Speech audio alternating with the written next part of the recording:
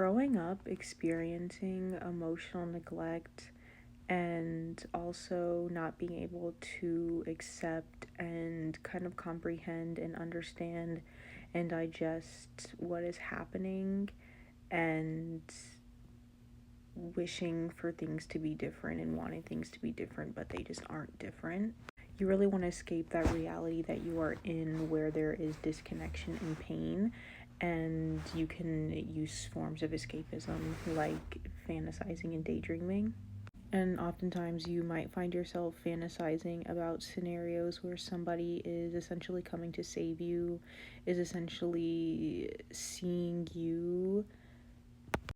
your value enough to choose you and commit to you and love you the way that you desire to be loved and to be poured into. And this is a habit that we develop in our childhood years, but we definitely take with us into adulthood. And as a child, we feel really powerless in these circumstances because we can't control our environment, we can't control our parents, and no matter how hard we try to get them to see that there is something wrong, that we feel that there is something off and that there's something missing,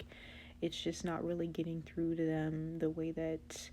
you want because they're caught up in their own unresolved, unprocessed emotions and trauma and are disconnected to themselves and their own emotions.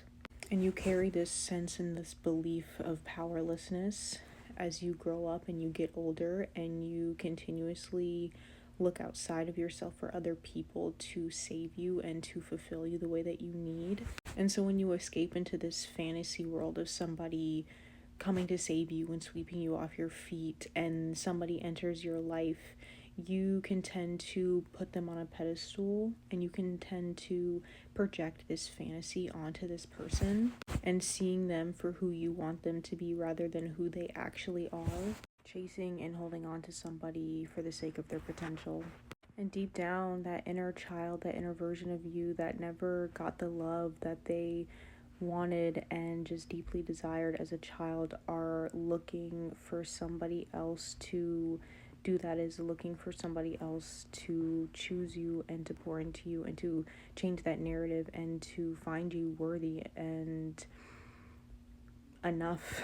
to be chosen. And this can condition you to abandon yourself for the sake of other people, for choosing people who are not good for you and are not meant to be in your life. And it conditions you to outsource your sense of self and your sense of identity and worthiness